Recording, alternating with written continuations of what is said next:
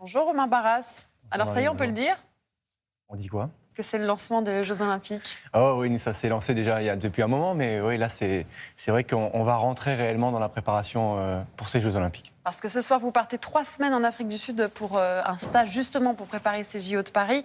Alors vous avez été champion de participation aux Jeux Olympiques. Vous les avez vécus, ces stages-là, cette ambiance. On est dans quel état d'esprit quelques heures avant le départ? Oui, je les ai vécus, effectivement, c'est des stages très importants parce que c'est des grands moments d'entraînement. On part en Afrique du Sud parce que c'est sur la même latitude, on n'a pas de décalage horaire. Ouais, c'est ça. On s'adapte très rapidement donc pour s'entraîner le plus vite possible et dans des conditions qui sont excellentes, autant au niveau des infrastructures que du climat, parce qu'il fait 30-35 degrés, donc pour toutes les disciplines explosives, c'est hyper important d'avoir ce genre de température. À Paris, en ce moment, vous voyez, c'est pas tout à fait le cas.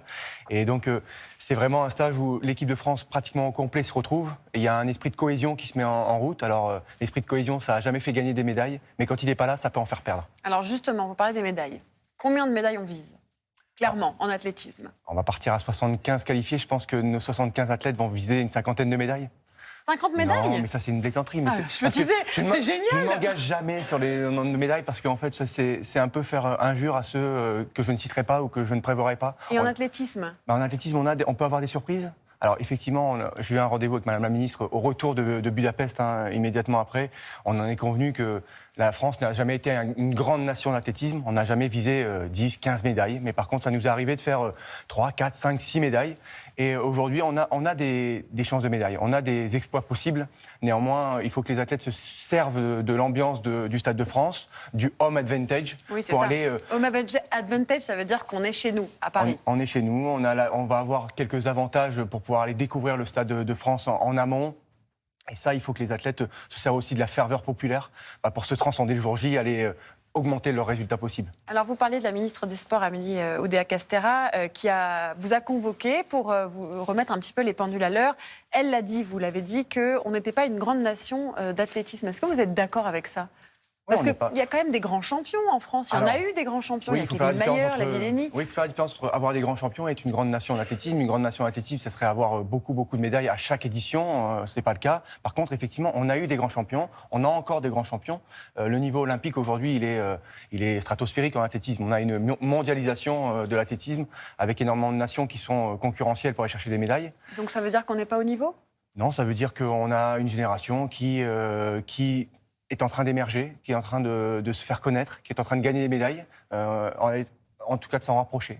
Des Thibaut Collet, vous avez vu certainement cet été, des Alice Finot, Kevin Mayer qui était absent cet été pour blessure, mais qui va tenter de se qualifier là, mi-décembre en Australie.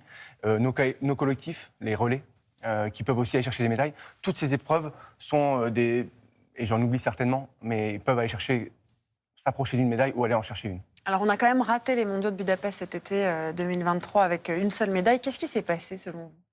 Alors, l'interprétation que j'en ai, encore une fois, c'est peut-être qu'on était encore un peu frais et certains athlètes n'ont pas réussi à élever leur niveau de jeu, le jour J. Quand on arrive à la 7e, 8e place des bilans, 10e place, eh bien, forcément, on est réduit à l'exploit, réduit à vraiment augmenter son niveau le jour J, à se transcender le jour J pour aller chercher une médaille. Et ça n'a pas été le cas. Et ça n'a pas toujours été le cas. Alors comment on explique qu'on ne se transcende pas sur des mondiaux? Parce que le niveau est exceptionnel. Et quand on arrive et quand on découvre ça et qu'on est un petit peu trop passif, qu'on n'a pas vraiment cette joie d'être là qui fait qu'on se surpasse, ou alors eh bien, cette volonté de tout déchirer ce jour-là. Eh bien, et vous trouvez qu'on n'a pas, cette volonté de tout déchirer? Non, il ne faut pas généraliser. Et alors comment on fait pour retrouver cette envie-là? Eh bien, là, on essaie de mettre des choses en place. On essaie de mettre des choses en place dans le suivi des athlètes, dans ces stages dont je parlais, qui ne sont pas les seuls stages que l'on met. On a eu des regroupements aussi. On a fait un à Saint-Malo en début d'année. On va en refaire un certainement à Tignes au printemps, où on fait venir des personnages du sport inspirants qui vont nous parler des expériences olympiques. Comme qui, par exemple? Alors, Jean Galfione est venu nous parler de sa quête olympique de 1996. Grand perchiste. Grand perchiste, champion olympique en 96. Ça a été très inspirant pour les athlètes, très parlant, avec beaucoup d'anecdotes et beaucoup de faits des années 90. Et puis c'est aussi toute la mise en place d'une cellule optimisation de la performance. Vous faites appel à des préparateurs mentaux? Oui, bien sûr. On s'est staffé depuis quelques temps à la fédération. Alors, beaucoup d'athlètes ont ces préparateurs mentaux. Ils les ont dans leur staff au quotidien. Nous, on s'est staffé dans la cellule optimisation avec des préparateurs mentaux, avec des diététiciens nutritionnistes, avec aussi tout ce qui est analyse de la performance vidéo et puis physiologique, parce que ça, on avait du retard. Et on s'est staffé depuis un an et demi. Je suis à la fédération avec le DTN Patrick Ranvier pour réussir à mettre en place et donner aux sportifs les maximums de chances. Alors, on a entendu que les jeunes n'avaient peut-être plus envie de faire de l'athlétisme au haut niveau. C'est le cas ? Alors, à haut niveau, je ne pense pas, parce qu'à partir du moment où on arrive à un certain niveau, on a envie d'en faire à haut niveau. Quelqu'un qui commence la compétition, son plus grand rêve, c'est quoi ? C'est de faire les Jeux Olympiques. Donc ça, ce n'est pas un problème. Par contre, aujourd'hui, on se rend compte que, effectivement, l'athlétisme est un sport qui est difficile, qui demande des qualités physiques, qui demande beaucoup d'entraînement, où on peut se reposer que sur soi-même. Et avec peut-être la sédentarisation des enfants, eh bien, c'est un sport qui devient de plus en plus dur. Et les enfants ont parfois un peu du mal pas à s'y lancer, parce que c'est un sport qui attire, mais à y rester. À un moment, au niveau de l'adolescence, là, quand les copains prennent un peu la place, eh bien, on quitte un peu l'athlétisme. Mais nous, on fait tout un travail à la fédération pour les fidéliser. Oui. Qu'est-ce que vous faites justement pour redonner envie aux jeunes ?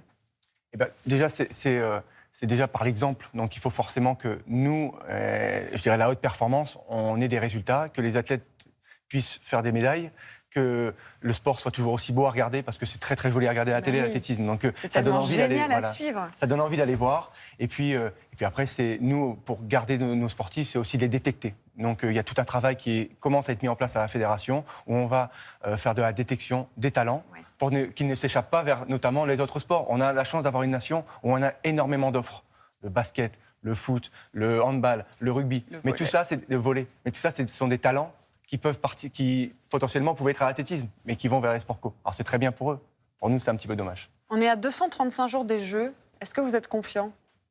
Oui, je suis confiant. Oui, je suis confiant parce que je vois des choses qui se mettent en place. Je vois une dynamique énorme au sein de cette équipe de France. Je vois des athlètes qui ont un projet qui est clair, qui est structuré, avec des entraîneurs qui sont hyper investis. Et puis une fédération, la haute performance, qui va vers ces athlètes, qui les accompagne.